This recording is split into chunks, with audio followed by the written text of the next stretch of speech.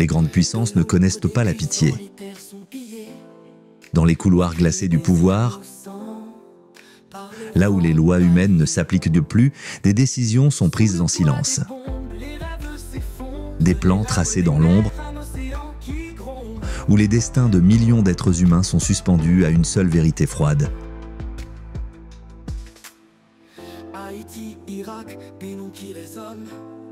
La conquête des ressources.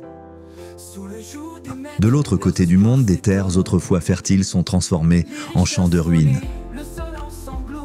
Des nations entières sont réduites en cendres pour un morceau de terre, un minerai précieux, un profit caché. Haïti, l'Irak, la Syrie, l'Afghanistan, le Pakistan, la Palestine, le Kenya, le Mali, le Congo, le Groenland, des pays qui ne sont plus que des pièces d'un puzzle géopolitique. Des victimes de stratégies économiques gloutonnes où chaque crise, chaque guerre est un terrain de jeu pour des puissances implacables. Ces nations, accablées par la pauvreté, connaissent la misère, mais aussi un autre visage plus cruel encore, celui des manipulations invisibles. Dans les profondeurs des mines et des sous-sols, là où la lumière du soleil n'atteint jamais, on extrait les métaux rares que le monde moderne vénère, le nickel, le manganèse, le lithium. Ces terres, une fois bénies, sont maintenant des champs d'exploitation. Les terres du Congo, de l'Afghanistan, du Mali sont arrachées de force pour nourrir une insatiable machine industrielle qui ne s'arrête jamais.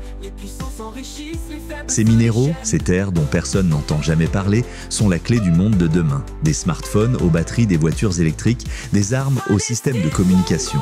Mais qui en profite? Pas ces peuples, non. Ils ne connaissent que la guerre. Leurs villages sont réduits à des ruines sous des bombes sans nom, larguées par des avions inconnus. Leurs enfants ne connaissent que la terreur, la faim et l'injustice. Tandis que, dans les salles de conférence des grandes capitales,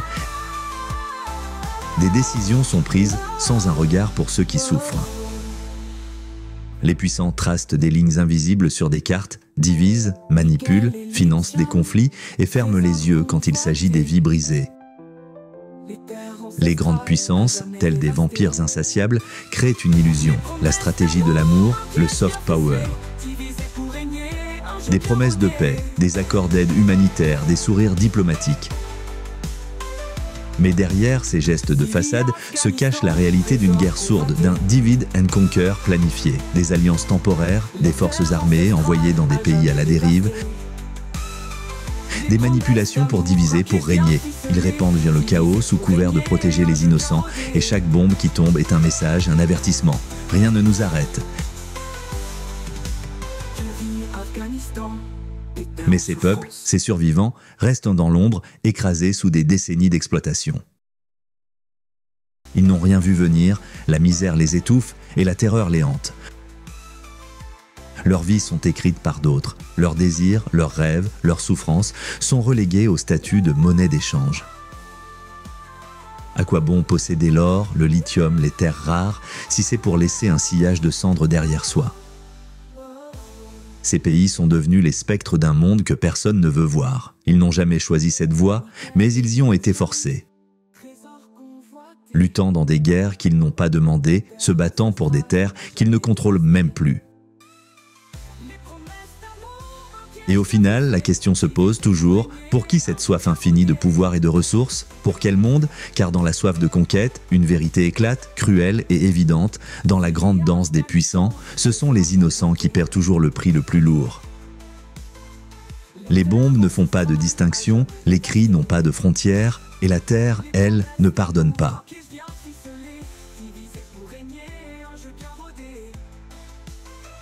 Dans les ténèbres de cette exploitation aveugle, ces peuples se battent pour quelque chose de plus profond que des ressources ou des accords. Ils se battent pour leur dignité, pour leur survie. Et peut-être, juste peut-être qu'un jour, la lumière se fera sur ces ombres. Mais pour l'instant, ils restent là, invisibles et oubliés, dans un monde qui n'a que faire de leur douleur.